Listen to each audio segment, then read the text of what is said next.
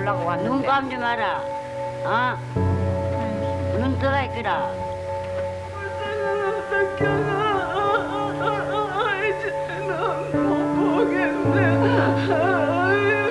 안녕하세요. 저는 영화 만드는 변영주라고 합니다. 사실은 뭐 이렇게 대단한 계기가 있었던 것은 아니고 무엇을 찍을까를 고민하던 어느 날 우연히 나눔의 집에 갔다가 그 할머니들이 되게 역정을 내셨었어요. 그러니까 영화 만드는 애가 뭐 또 우리를 어떻게 이용하려고 온 거냐, 꺼져라. 그래서 그 집에서 쫓겨나면서 갑자기 이 할머니들이 너무 찍고 싶어진 거예요. 수많은 사람들이 와서 자기가 평생을 잊고 싶었던 그것에 대한 질문만 던지고 있는 이 상태의 할머니들은 과연 삶이 어떻게 바뀔까라는 게 되게 궁금했었어요. 할머니들의 식민지 시절에 당했던 그 성노예 생활에 초점을 맞췄다기보다는 그 비참한 상처를 가진 채 오늘을 살아가는 지금이 저한테 그 포커스였던 거죠. 제가 낮은 목소리 1편을 개봉할 때 관객이 별로 없어서 우리나라의 중고등학교 교장 선생님들한테 공문을 보냈어요. 단체 관람을 좀 시켜달라고.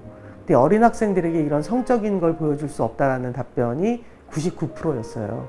전 그것이 할머니들이 살고 있는 대한민국의 현실이었다고 생각을 해요. 혹은 제가 낮은 목소리 아마도 2편을 몬트리올 영화제에 초청을 받아서 갔을 때 그 몬트리올에 있는 아마 그게 영사관일 거예요.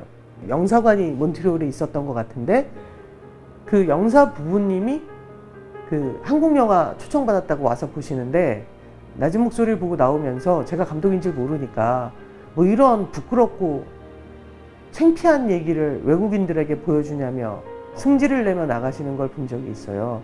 전 그것이 할머니들이 버텨냈던 이 나라였다고 생각을 해요. 그러니까 바꿔 말하면 우리가 가장 많이 고민해야 되는 것 중에 하나는 할머니를 잊거나 할머니를 모욕했던 당사자 중에 우리가 있는 건 아닌가를 고민하지 않는다면 제대로 기억을 못하겠죠. 그 영화에서 이런 과거에 정말 비참했던 피해 사실을 다룰 때 우리는 어떤 재현의 태도를 가져야 하는가라는 고민은 앞으로도 굉장히 중요하다고 생각을 해요. 피해자가 생존해 있고 과거에 우리가 정말 상상조차 하기 힘든 피해 사실을 가진 특히 여성의 경우에 재현을 하고자 할 때 그 태도를 고민해내지 않는다면 오히려 여러분들의 좋은 마음과 상관없이 피해자들이 상처를 받을 수도 있다는 걸 잊지 않는 것이 중요한 것 같아요. 또 하나는 자기 스스로가 좋은 일을 하고 있다고 착각해서는 안 된다고 생각해요. 창작자들이. 이를테면 누군가는 책을 씁니다. 누군가는 영화를 만들고 누군가는 연극을 하고 누군가는 뭐 그림을 그리죠. 그것은 옳은 일이기 때문에 하는 자기의 마음이 있겠지만 그것을 한다는 것 자체로 다 되는 게 아니거든요. 잡벅 모드라고 해야 되나? 그것이 되게 위험한 거라고 생각을 하거든요. 저 개인적으로는 뭐 눈길이라는 작품과 I Can Speak은 정말 이 문제를 잘 다룬 영화라고 생각을 해요. I Can Speak은 사실은 할머니, 현재를 살아가고 있는 이 할머니가 어떻게 세상과 맞짱을 하는가를 다룬 작품으로 굉장히 그 할머니를 극영화할 때 가장 좋은 방식의 작품이었다고 생각을 해요. 그리고 눈길 같은 경우는 과거를 다루고 있지만 그 과거를 접근하는 방식이 정말 조심스럽고 예의 있다 라고 생각을 해서 이 두 편이 저한테는 굉장히 좋은 작품으로 기억이 되고 있습니다. 일본 정부는 아직 사죄와 배상을 하지 않았고 그 사이에 할머니들은 꽤 많은 우여곡절을 겪으셨고 이제 대부분 돌아가셨어요. 근데 저는 이 할머니들의 지난 한 20몇 년간의 싸움이야말로 우리나라에서 피해자가 스스로의 인권을 위해서 싸웠던 그런 싸움 중에서 가장 크게 성공한 싸움이다라고 저는 개인적으로 생각을 합니다. 할머니들의 투쟁을 통해서 한국 정부가 변한 게 있다. 이를테면 김대중 정부 들어와서 할머니들에게 국가보조금, 생활보조금들이 나가기 시작했어요. 우리를 나라에서 케어해줘. 왜냐하면 우리가 피해자이기 때문이야. 그래서 가족들도 할머니를 보는 시선이 달라지고 세상 사람들은 할머니들을 보는 시선이 달라졌죠. 그러면서 할머니들이 했던 행동 중에 또 하나 놀라운 건 전쟁에서 여성에 대한 성폭력을 전쟁 범죄로 인정해달라고 유엔에 요구한 건 바로 우리 할머니들이었어요. 자기의 문제가 아니었죠. 실제로 할머니들의 유엔 활동의 꽤 많은 부분이 그의 일이었고 그리고 바로 그것은 전쟁 범죄로 인정을 받게 됐어요. 이건 엄청난 승리다.